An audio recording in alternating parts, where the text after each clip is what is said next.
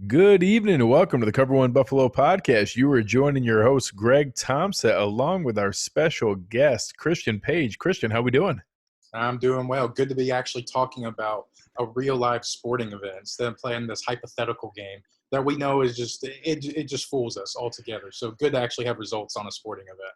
Yeah. That's what we were talking before the show started on just how nice it was to kind of have some normalcy for a minute there and lose yourself into an event like this. So I certainly appreciated it, and you and Russell did an awesome job. I was listening to the recaps each day and kind of going through. I'm excited to know you guys knocked out another one today. I'll check that out tomorrow. And for anybody who's listening, make sure you guys are checking out the Cover One Draft podcast. Russell and Christian do an awesome job. Make sure you're finding Christian on Twitter and everything that's going on with his work. What we're going to do here today is be able to go through our very first pick for the Buffalo Bills. So today's show is going to be based on Iowa defensive end AJ Epenesa, and going to take a little bit of time to go through and figure out what we added to this roster. So before we dive into that, make sure you guys are checking out our work at cover1.net. Check out the premium membership. Jump into the Slack channel. We have a ton of fun. It was awesome all during the draft and the chase down of the UDFA guys afterwards and everything going on. So come on over, check us out. It's a great community, a great group of people. But as we get into this, Christian, why don't we just start real high level? What do you think the Bills are adding here with defensive end AJ Epinesa? First off, I love the value that they got here. I tweeted out, obviously they give rid of their first round pick for Stephon Diggs coming over, which was, that first round pick was supposed to be a wide receiver, at least all the presumptions that we had. They get, the pick 54, and they virtually have another first rounder that had been mocked for, almost a year now, that he was a top 10, top 15 player, shuffled back a little bit, maybe didn't have the appropriate combine to be a first round selection, but they still get him at pick 54. That's great value. I think that's about 20 value points on my big board. I think I had him at 31. So definitely, just from a value perspective, I love it. But as in a player, you're getting a guy that has a high motor. He really understands how to rush the passer.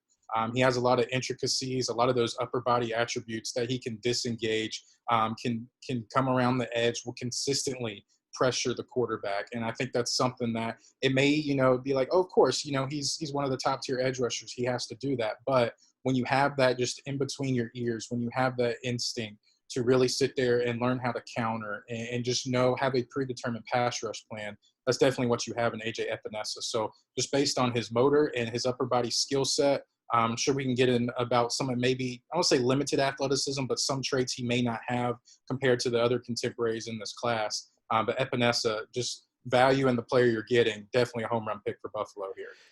Yeah, I definitely felt good about that. And it's funny when you get into this mode where you don't really have much else going on between the bowl games and then the, Senior Bowl, combine, and all the mock drafts right up to the draft. It's just so funny to see how much guys shift in that. I think we spent a good 3 or 4 months where Epinesa was universally a top 15, top 20 pick. And I think that you see some of the rankings. I know I showed there that you had him at 31. I know that our guy Russell had him, I believe, at 38. And that that's showing the relative value of where guys like that go, that or 30th. So you had him 31, Russell had him as 30, and that I think that shows the ballpark of where he was. But I always joke that the last time football was being played, he was pretty universally a first round pick. And then all of a sudden the underwear Olympics come through, and all of a sudden now there's a concern. And I think that if anyone was looking at AJ Epinesa as a, you know, bendy Von Miller kind of player that was just going to turn the corner, that he was never going to be that. But that the way he plays using his length, and I think the combination, I know Eric talked about it a lot, was when you have the combination of his length and from an arm length standpoint, you're talking about a guy with, 34 and a half inch arms, but 34 and a half inch arms with an incredible amount of power. And that combination is what really intrigues me, to be able to see someone who has that kind of length and uses it so consistently on film. And you see, Russell talked about it in his write-up, loves the bull rush, uses that long arm and can overpower guys. And I think I'm curious to see how that's going to translate here, because it's not like he was doing that in the All-American Conference. He wasn't doing that in the Pac-12. He was doing that against Big Ten offensive linemen, against Wisconsin tackles, against, some big time offensive linemen who are now going to be playing on Sunday. One of which that got drafted by the Dolphins that he ragdolled a few times. So I think I'm curious to see, you know, do you think he settled into that right range? I know you talked about 31 on your board and being a value there. Do you think that that was just how the normal draft cycle works in fans and more casual, draft folks diving in and getting uh, a view of where that comes from versus, the temptation to overvalue the combine? I think sometimes it's hard for folks to understand, and even myself. I can preach this to myself too, that we think, player X, and sometimes, top 10, top 15 talents, regardless you put them into a system, they're going to succeed, or at least they have those attributes that you can mold them into something. They have that intelligence where they can sit there and gather a playbook and go to work quickly. But I think sometimes we forget is the ability, or I guess the trying to put the words together, the importance of drafting a player for your scheme. And so AJ Epinesa, like you talked about, he's not this sexy finesse edge rusher, like Caleb on Chason, who, let's say AJ Epinesa might be better tuned as far as pass rushing goes and his upper body movements, whatever it may be. Chason has that athletic profile that Epinesa may not carry. So Chason's going to get maybe that upper hand when you're talking about projection. But with Epinesa, I think he fell into the right range when you're just talking about, projection there, because again, I don't want to say he's necessarily scheme dependent, because he operated in a 4-3 at Iowa, but he also saw sometimes where he slid inside, maybe played more of a 5 or a 4-eye type situation.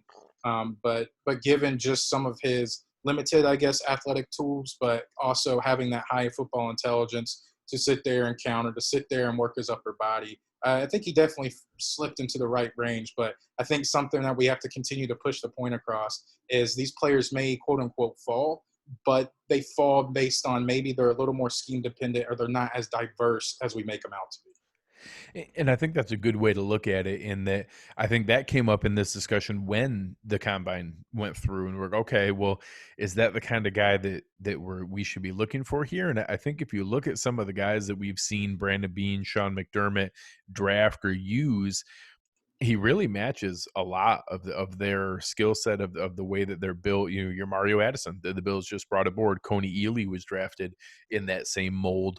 Even Shaq Lawson. I mean, you're talking about the style of play of Shaq Lawson. That, well, what if he was 6'6", 275 instead of the size that Shaq Lawson was? And I don't know that you're ever going to get the 15, 18 sack season out of AJ Epinesa. I don't see that in his future, but I do think that he has a great fit in the way that the Bills are trying to build this versatile defensive line. And you look at some of the other pieces that they have, like a Quentin Jefferson, how they were using Shaq Lawson, where he would be the base strong side defensive end on run downs, first and second down, but then on pass downs, you kick him inside next to Ed Oliver, in where you have both three technique, where you're both penetrating, trying to just wreak havoc and cause a ruckus inside.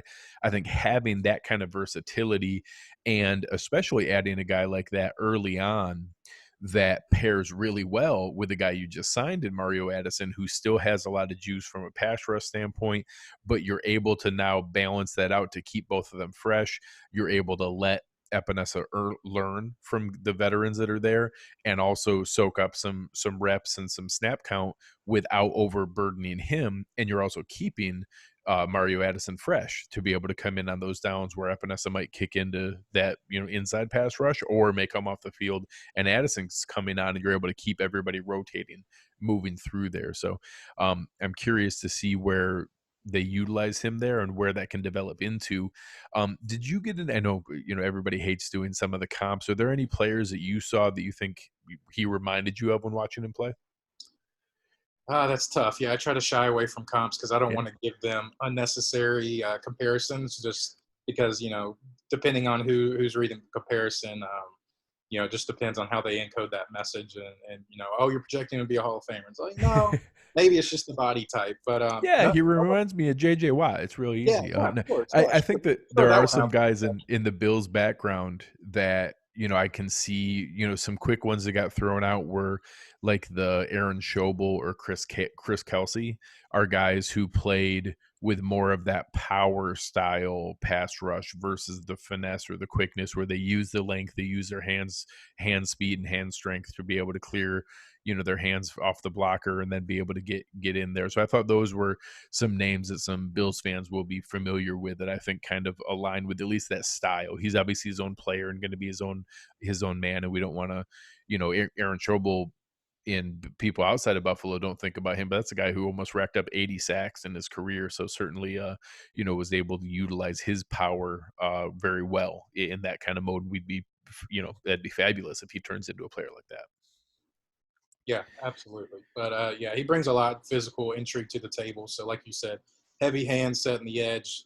Any type of physical kind of on the weight spectrum, maybe at that 275, 280 range. It's definitely a fair comparison for Epinesa. Another area I want to show for Epinesa is just consistent production. Was came out early, is a 21-year-old, so another one that we're getting him on the upswing. In my opinion, was a 3-star athlete in Iowa. Was a set the state record in discus. Was a double machine in basketball. Actually, had a lot of highlights where he moved really well for what you would consider for that kind of athlete, and then stepped on the field. Got playing time early from a true freshman at a program like Iowa really stands out, especially on the defensive line, where that's really is, a serious man's position, that it's easier to step on the field as maybe a wide receiver or running back or something like that early on.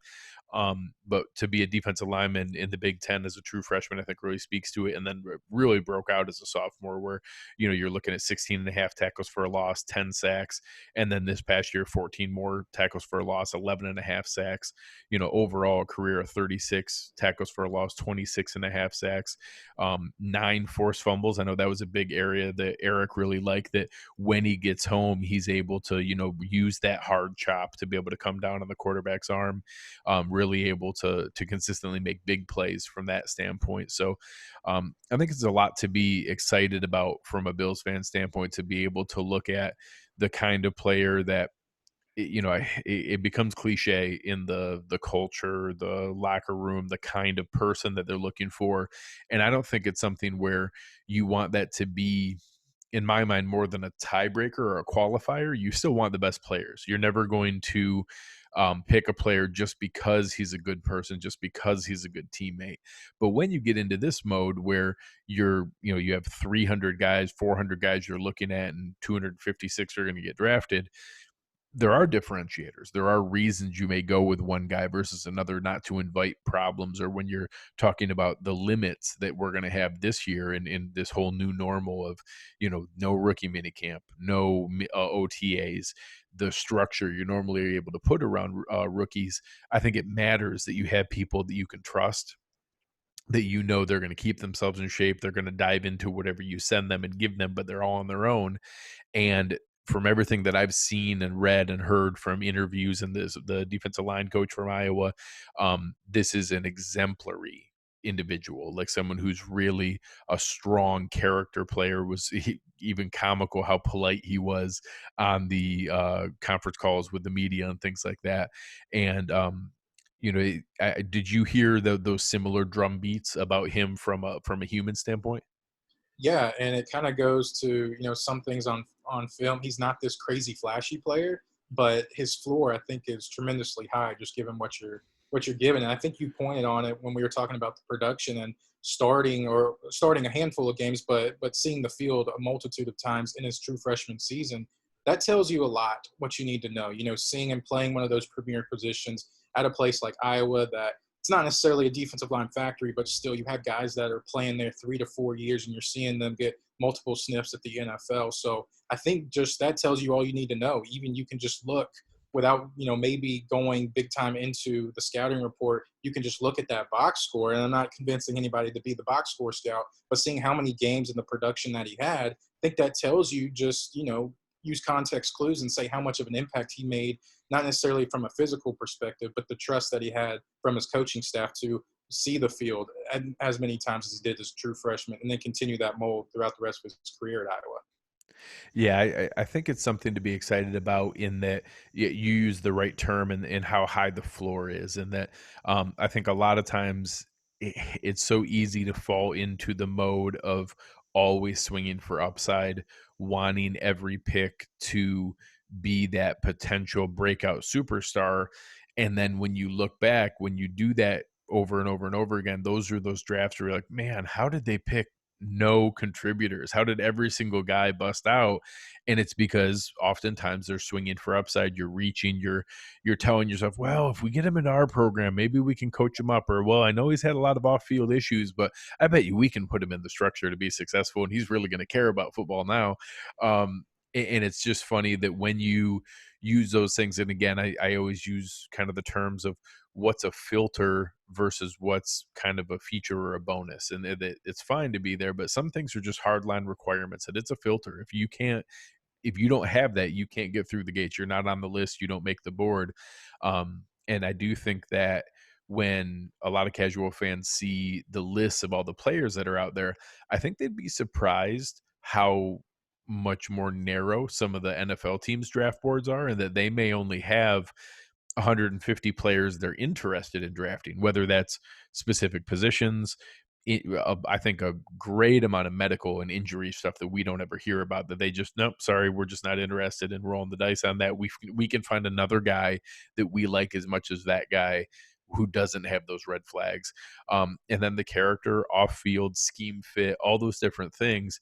I think AJ Epenesa checks more of those boxes than what many fans realize, in that I would have loved to have gotten a Chase Young kind of player, but there's only one of him, and only one team was going to get that guy. And then once you got beyond there from a pass rush standpoint, I don't know that there was anyone who is, just an absolute sure thing was going to be a better pass rusher in the NFL than AJ Epinesa. I certainly see the upside with the Clavon Chason. I certainly get why people are excited about that. I certainly was on board with the Yetur Gross Matos and some people like that. But I know PFF had him as their number 2 from a production standpoint, in just how he was able to, make a consistent impact with big plays against big time talent. And I think that's an encouraging factor, to be able to feel like there was real talent added here for the Bills. Oh, absolutely. Yeah, you're getting a player like we talked about, and I know those verbiage of high floor, high ceiling, vice versa, get thrown around quite often. But just to go in more detail of explaining that, high floor meaning your bust rate is a lot less than it would be compared to some of these other guys. And sure, I mean, I still think he has a high ceiling as well when he puts all those tools together, gets in the NFL coaching room, and then maybe cleans up some things, maybe becomes, in a situation where they can accentuate some of his talents. He may not be utilized as this 7 wide guy that has to learn how to speed rush. He's going to be, have his right tool set or right skill set utilized to the best of his ability. So, but with Epinesa, that's exactly who you're getting. And like the guys you mentioned, Kaiir Chason was a guy that athletically, he's everything you want. And you saw a steady increase in games played this year, but still there's just a lot of projection there. And some other guys as well in this class. So Epinesa, like you said, you saw the consistent production in the 2.5, 3 years at Iowa. And you just have to, you expect that he's going to translate to the NFL, given just what we saw at Iowa and given his overall tool set.